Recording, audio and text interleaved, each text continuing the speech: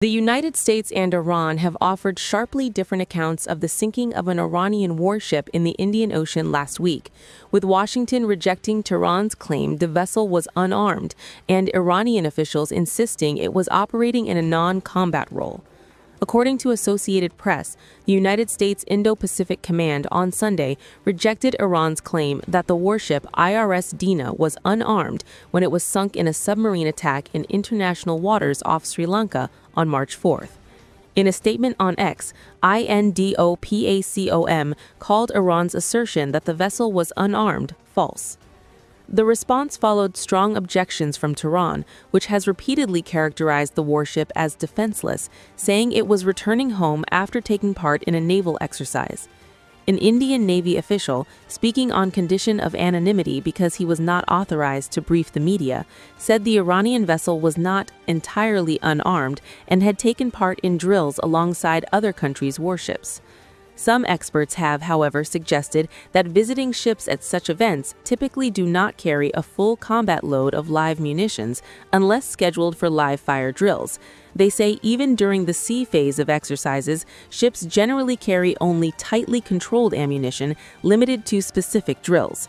Rahul Bedi, an independent defense analyst based in India, said the vessel may have used some limited non-offensive ammunition during the naval exercises, but protocol requires the participating platforms to be unarmed.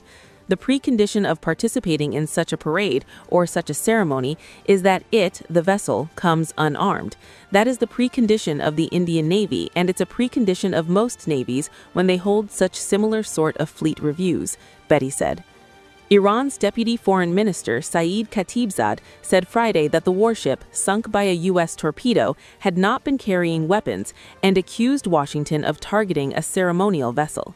That vessel was by invitation of our Indian friends attending an international exercise. It was ceremonial, it was unloaded, it was unarmed, he told reporters in New Delhi. The IRS Dina was sunk on March 4th in the Indian Ocean near Sri Lanka after being struck by a torpedo fired by a U.S. submarine, according to American and Iranian officials. The Sri Lankan Navy rescued 32 sailors and recovered 87 bodies. U.S. Defense Secretary Pete Hegseth described the IRS Dina as a prize ship and said it died a quiet death. Iran's Foreign Minister Abbas Araghchi described the attack as an atrocity at sea and stressed that it had been a guest of India's Navy. Disputes over whether the vessel was armed have intensified tensions over the incident, which occurred as it was returning from multinational naval exercises in India, and raised questions about whether it was operating in a non-combat role when it was attacked. India's defense ministry said in a statement after the exercises that live firings as part of surface gun shoots, as well as anti-air firings, were also undertaken by participating vessels. The warship's sinking highlighted how the U.S.-Israeli war with Iran is spreading beyond the Middle East. Two other Iranian vessels, the IRS Bushehr and IRS Lavan, are docked in Sri Lanka and India after seeking assistance from the two countries.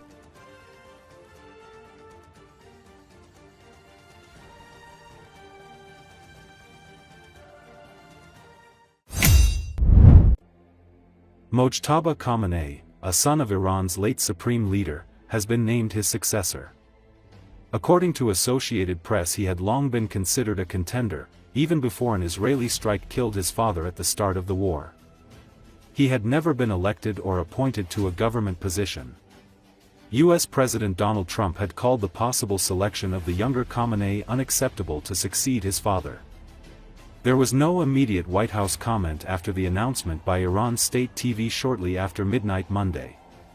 Two U.S. officials say the State Department will order non-essential personnel and families of all staff to leave Saudi Arabia as Iran escalates its retaliation for U.S.-Israel military operations. Iran has a new supreme leader. It's Mojtaba Khamenei, a son of the slain supreme leader Ayatollah Ali Khamenei, whose death on February 28th in an Israeli airstrike kicked off the Israeli-American war that has spread across the wider Middle East. Now, Mojtaba Khamenei is believed to be 56 years old and thought to be more hardline than his father, and he comes into power as Iran's theocracy faces perhaps its greatest challenge yet, this ongoing war that has seen sites across Iran destroyed, as well as Iran's paramilitary Revolutionary Guard, its Air Force and Army targeted and just pounding airstrikes. Now, so far, we haven't heard from Mojtaba Khamenei himself. It's expected that at some point he'll provide a pre-recorded statement to people of Iran trying to describe what his plans are. But what we've seen from the Guard, which has long had ties to Khamenei, is just these pounding attacks that have spread across to hit oil infrastructure as well as water desalination plants. And that is the lifeblood of the Gulf Arab states, and we're starting to hear more criticism from them. Saudi Arabia this morning issued a very stinging statement warning that Iran would be the, quote, biggest loser if it continued these attacks. So Khamenei comes into power likely already targeted by Israel and possibly facing the greatest challenge that his country's theocracy has ever seen. It remains unclear just what he'll do, and it remains unclear just what will come next.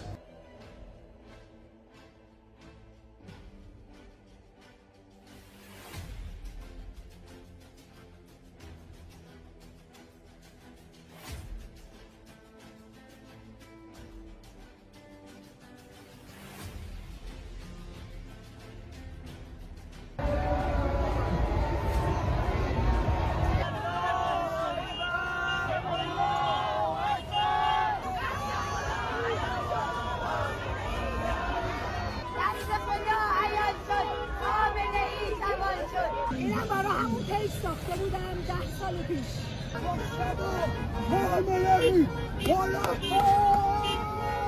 دست خدا عیان شد، خامنه‌ای جوان شد.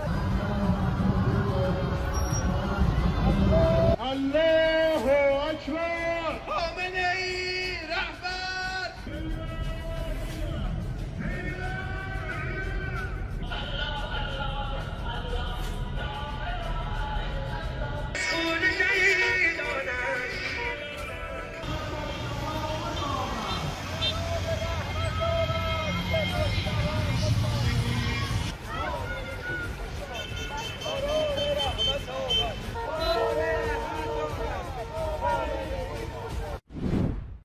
Most Iranians appear to despise a regime that has brought such immense suffering to them.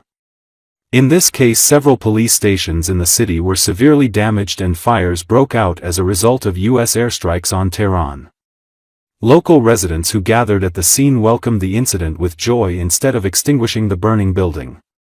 Footage circulating on social media shows a police station on one of Tehran's central streets engulfed in flames, with people cheering and chanting slogans. Witnesses say the public is treating the dismantling of the repressive authorities as a major blow to the regime. At the same time, some citizens are reported to have refused to help the police and are celebrating the news of Khamenei's death. One person said, "Try to find anywhere else on this earth where the population would be happy with an external attack on their country." In a police state under bombardment, with severe internet restrictions in place, it is impossible to fully gauge the mood across a vast nation of 90 million people. But a week on, while some people are still celebrating every strike on the regime, others are increasingly frightened, questioning the motives and endgame of the war. This incident once again proves how deep the gap between the people and the current regime in Iran has become.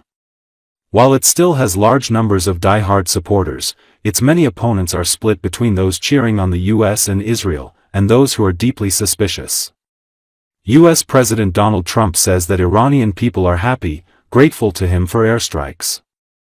Prior to the attack, US President Donald Trump told the Iranians, "When we are done, take charge. Your government will be yours," is not seen as a promise within Iran, but rather as part of the rhetoric of power that accompanies every military confrontation. Whether or not they trust Trump's words, Iranians understand that the United States does not grant governments to peoples, but rather establishes spheres of influence for itself. Nevertheless, the current situation presents Iranians with a rare opportunity, the chance to see that, whatever its motives, external pressure may create a gap in the wall of a closed theocratic regime that is no longer capable of protecting itself or managing a country the size of Iran. While many Iranians see the current moment as a rare chance to remove the Khamenei regime, the Iraqi experience looms large as a stark warning that cannot be ignored. After their country was occupied by U.S. forces, Iraqis found themselves living in a state that had collapsed and been torn apart, ruled by militias and open to all forms of outside interference. This model, once presented as liberation, has become an example in the Iranian consciousness of how the fall of a regime can lead to the collapse of the state itself. It should be noted that since March 2 alone, as part of Operation Epic Fury, police stations 104, 113, 151 and 140 in Tehran, as well as the headquarters of the Special Police Forces, have been destroyed.